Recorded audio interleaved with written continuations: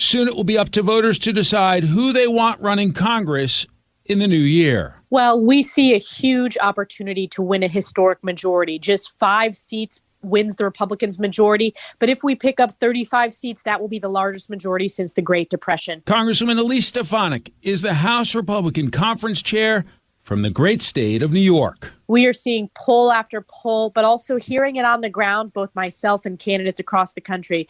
People are concerned about inflation. They're concerned about energy prices skyrocketing. They're concerned about crime. And on all of those top issues, Republicans lead significantly in terms of who can better handle those issues.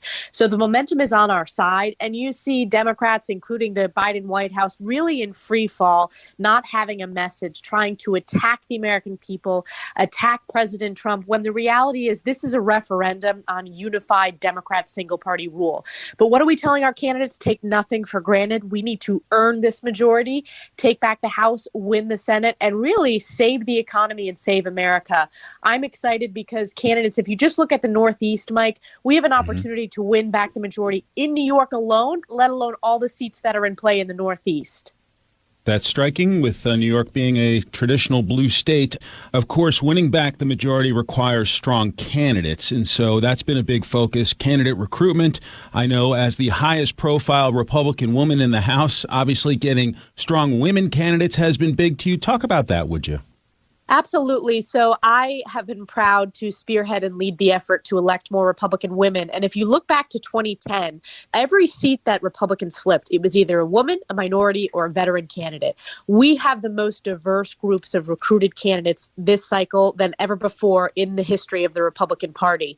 And these women candidates, minority candidates, specifically the Latina Republican women candidates, I think are very likely to flip these seats. I believe this year is going to be dubbed the year of the Latina Republican because, for example, you have those 3 South Texas seats, border security. The border crisis is obviously top of the mind. So that would be Mayra Flores, who I believe will win in the general. She, of course, made history when she won that special election.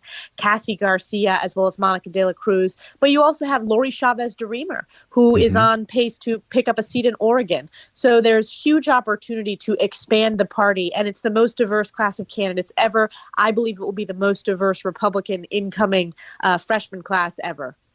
Anna Paulina Luna in Florida, Catalina Lauf in Illinois, and then Yesli Vega, and certainly here in Washington, D.C., we see a lot of her ads. An interesting group of candidates. Absolutely. They're all strong candidates. I've endorsed all of the candidates, both you mentioned and I mentioned, through my organization, EPAC. And they all have different backgrounds. Anna Paulina Luna is a Navy veteran. She has a tremendous work ethic. She also won a very competitive primary and is a strong position to win in the general. Yesli Vega, given her law enforcement background and given all the interesting outcomes in Virginia, of course, with the high-profile gubernatorial win for Republicans, she's building upon that. And then Catalina Lauf, who is putting an Illinois district in play that previously had not been in play. So these are very strong candidates, and I think there's going to be a lot of history made, a lot of glass ceilings cracked on Election Day. We hear from the pollsters about the top issues. I'm curious because you travel a great deal throughout your own district and also trying to help your colleagues out. What are the real issues that are connecting most with voters out there? You've got inflation, you've got fuel prices, you've got the border crisis, you've got crime. Is it some combination of all those? I think it's a combination of all those issues, Mike, but overwhelmingly the top polling issue, if I had to pick one, was inflation. It's just crushing family budgets. It's hurting seniors who are having to delay their retirement. I was at the grocery store in my district just last week and just talking to my constituents struggling with grocery bills. This is very real, and people are smart. They understand that it's a result of the single-party Democrat spending bills that have been very reckless with trillions of dollars. That plus energy prices ticking back up, particularly as we're going into the home heating season in the Northeast and northern districts across the country. It's going to be a challenge for budgets. And then, of course, you have the crime crisis, which is a big concern in New York State, where we have very high-profile Democrats who have advocated for defunding the police. We also have a very failed bail reform policy that Governor Hochul the Democrat governor continues to support. And then border crisis. I mean, the border crisis, both in those border geographic districts, but all across the country, people are seeing fentanyl overdoses skyrocketed. Those would be the top three. Certainly the top one is the economy, specifically inflation. You and your colleagues in the House Republican leadership came out with a Commitment to America plan. Is that because when you're talking to voters, you not only have to say like what the party in power is doing wrong, but what you would do if you get the majority, if the voters trust you to lead? Absolutely. This is about earning the support, earning the chance to be in the majority, to govern and to solve these issues, solve these crises that single party Democrat rule has created. So yes, I think the Republican conference has done a great job unifying our members on the crisis messaging, which I have been proud to lead. So the economic crisis, inflation, the border crisis, the crime crisis. But we believe it's important to put forth what is our agenda. So our Commitment to America focuses on 4 themes. Number 1, an economy that's strong. Top of the list is reining in inflation by stopping the reckless spending bills. Also unleashing American energy independence. Number 2, a nation that's safe, supporting our law enforcement, securing the border. Number 3, a future that's built upon freedom. People feel that their constitutional rights have been under attack, whether it's anti-Second Amendment laws or, lack of freedom of speech, that many people feel that they are being silenced by big tech companies or parents' role in the classrooms. We've introduced the Parents' Bill of Rights. And then lastly, a government that's accountable. So holding the Biden administration accountable for their failures, whether it's the border crisis and Secretary Mayorkas' abdication of his duty or some of the real corruption questions related to Hunter Biden. On inflation, President Biden seems kind of lax about it, claiming he doesn't think there will be a recession, and if there is one, it'll be a very slight one. That seems directly opposite what J.P. Morgan Chase CEO Jamie Dimon predicted, that a recession will hit in 6 to 9 months. Your thought on the president's claims and if they're making Americans feel at ease or much worse? They are increasingly out of touch. So it was just over a year ago that the White House chief of staff said inflation is a high-class problem. He is dead wrong. First of all, it's a tax and it's painful for every American family, but specifically the working class, people that already have very tight budgets that have gotten even tighter. So it shows a growing disconnect between Joe Biden, Democrat leadership, and the American people. And, I don't need the CEO of J.P. Morgan Chase to say we're in tough economic times. I talk to my constituents. They see the interest rate hikes. They see the inflation. They see gas prices going up. People understand inherently that we are in a recession, and they understand that Joe Biden is woefully out of touch.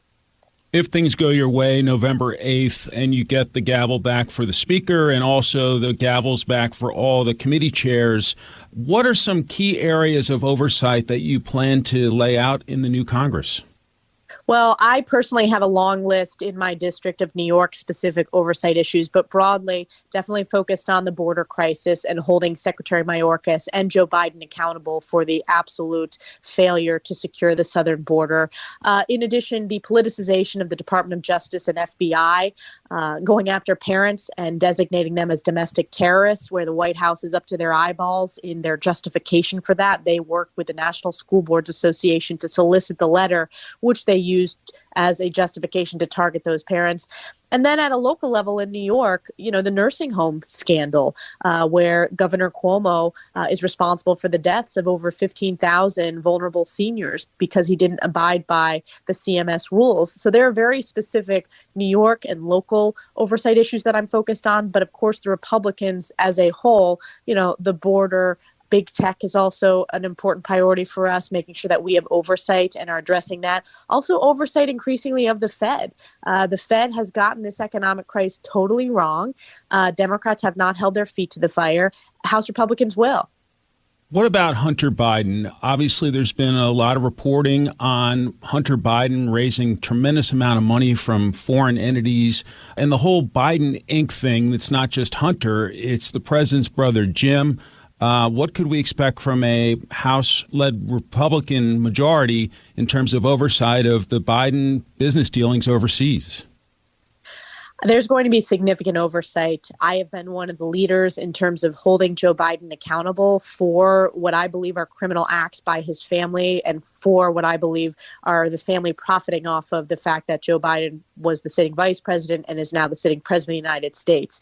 Part of that oversight is oversight of the agencies, the Department of Justice and the FBI, which are treating Hunter Biden with kid gloves. We've had multiple whistleblowers come forward from the FBI saying that they're going after Republicans and treating very differently prominent Democrats.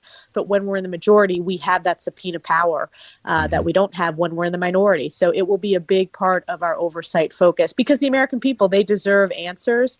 And when it comes to the politicization of DOJ and FBI, we need to have rule of law in this country and equal justice under the law. And we do not have that right now. House Republican Conference Chair Elise Stefanik of the great state of New York, thank you so much. Enjoy your travels over the next few weeks, and we'll be following it.